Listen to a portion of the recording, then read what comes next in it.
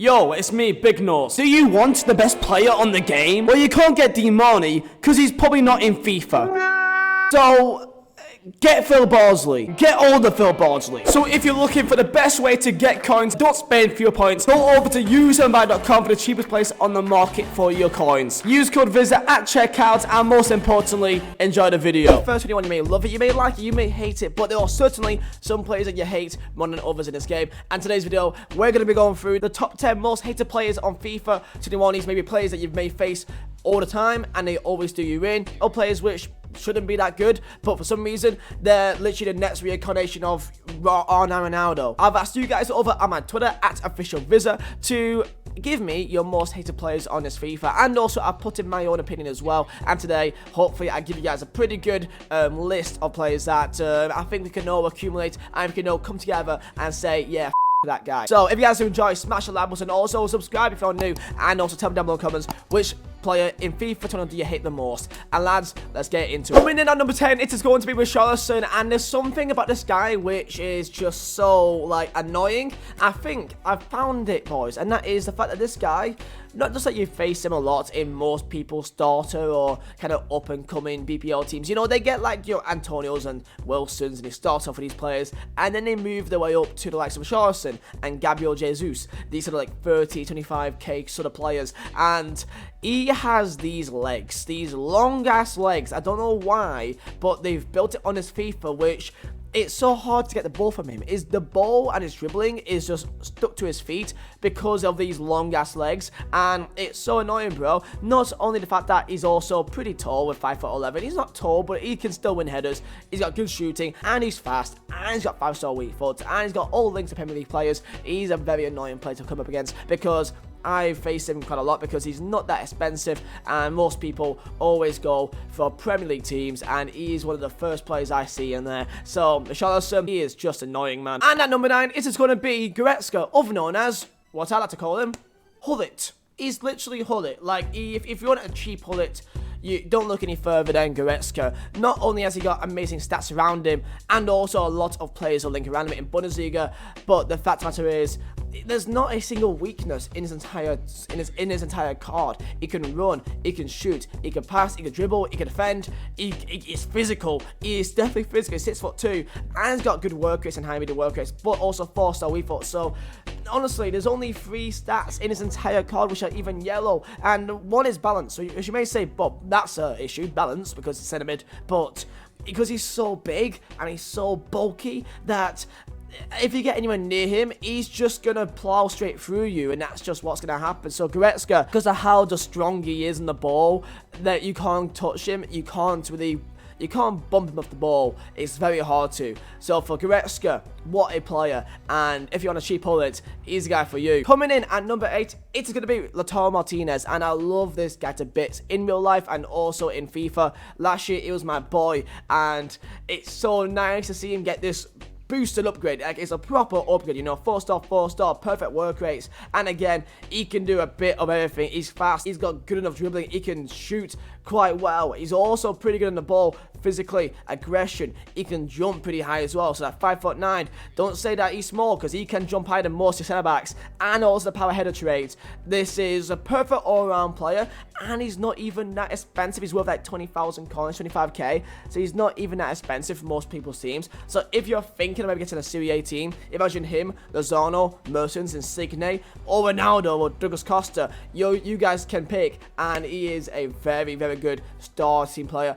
and from when I faced him, he is just a nightmare to get off the ball. So we have gone into Charleston. Let's get into number 7, that'd be Rodrigo, which is, for me, the worst version of Charleston, but because he's just got that extra pace, he feels like you face him a lot more, and that he's just in your face a lot more. And that is because people love Premier League teams, and Rodrigo is like a kind of a hype player right now because he's at Leeds, and he's fast, and he's just got pretty much everything you want. 6 foot, he can hit them, he can also dribble, he can also head the ball, and he's fast as well. For a ideal Premier League team, he's one of the main ones that you guys want. And I've faced him a few times, and for me, he wasn't that annoying, but I've seen other people on Twitch, and you guys have had a lot of issues with him. So, he could be hot and cold, but for what I do know is, he'd be in a lot of people's teams for the start of the game, because for champions, most people will make a Premier League team, and he's one of the main guys that'd be up at striker for them. Virgil van Dijk, big Verge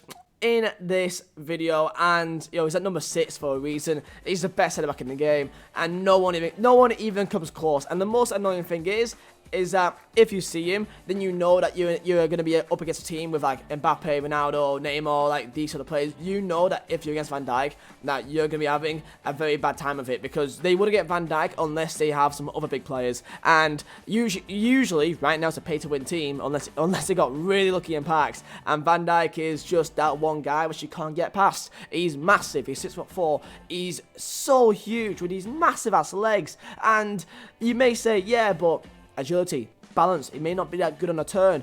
I don't think it matters. Honestly, I don't think it matters with this game. That he just defies logic, and you can go left, right, he could turn pretty decently, and because of how big he is, because he could turn faster than other big players, he's just the perfect guy which you need. He's a perfect guy. So, Virgil van Dijk, if you're facing against him, I just gotta wish you the best of luck. I really have to. Teixeira, this is my boy. This is my boy. And for me, he's, for like a cheaper, OP player, he's one of the best ones. He's got every single stat which you need. And because most people, just like me, I've got a team with him, Paulinho, Anderson Talisca, and those players are perfectly fine for the start of the game. You don't need to spend that much money to get these guys, and they are very cheap compared to the rest of the game. And 4-star, high-low workers, he can hit the ball quite well, he can dribble, he can also run, and also maybe jump a bit as well.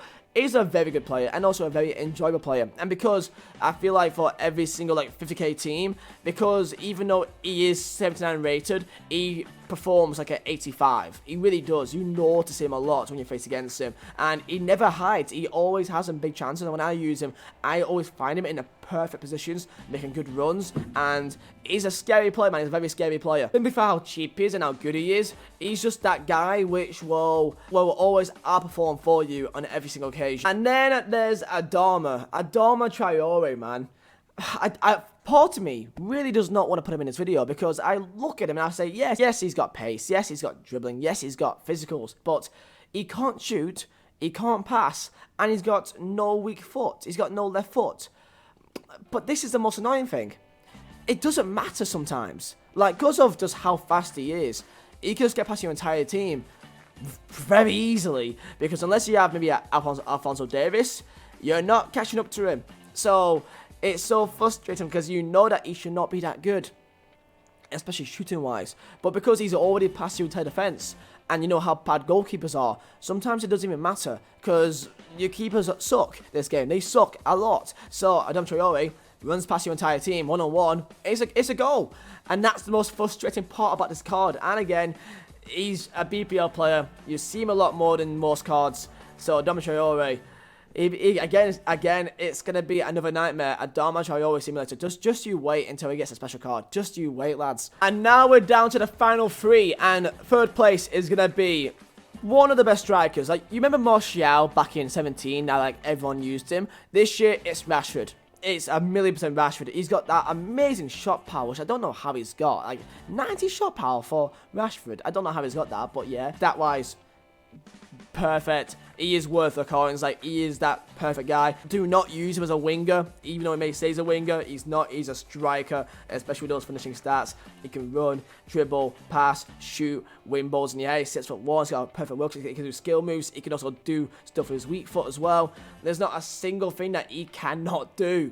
So, as a perfect player, which is in the same region as an upper echelon of the Mbappes and Neymars and Ronaldos, this is the boy which you need in your team if you want to get to the next level. And speaking of Ronaldo, he's up next. The best player in the game. The best player in the game. The best. Honestly, the best player in the game. The only reason why he's not number 1 is because number 1, I face a lot more for some reason. But Ronaldo, the best. Running, shooting, dribbling, heading, passing, skills, weak foot, work rate. There's not a single bad thing about this card. Literally not a single bad thing. He is going to be absolutely, like, oh god, if I see him in weekend league, I'm just going to not bother. Genuinely, like, he is that good at shooting, and goalkeepers are that bad this FIFA. There's no point. There's no point, man. And number 1, it's the cover star. It's the golden boy. It's the man of the hour. It's the man of the game. It's Kylian Mbappe. And the pace stat alone is already, like, up there in the world with, like, the best card in the game. Yeah? Okay? Then there's the dribbling, and then there's the shooting stats, the 91 finishing, the 86 shot power, the attacking positioning. Also, apparently he can now jump. Why has he got 70? Why has he got 77 jumping? Why did he need that? Why did he need 77 jumping? Please, why, EA? Because, like, maybe him not having that jumping stat could maybe make him a bit, you know, weak. But no, they give him 77, which is not that bad, and apparently some good strength. Why has Mbappe got such good strength now, apparently? So, it just makes him even more OP than what he already was last year. High-low work rates, and yeah, Kylian Mbappe, for some reason, I face him a lot more often than Ronaldo. And there you go, lads, that is the #1 most hated player in this game, and he's going to be the most hated player for a long time. For a long time, honestly. Christ. So there you go, boys. That is the top 10 most hated players in FIFA 21. If you guys have enjoyed, smash the like button, and also tell me down below in the comments who is your most hated player. So, I'll see you all later on. Enjoy yourselves. Peace out.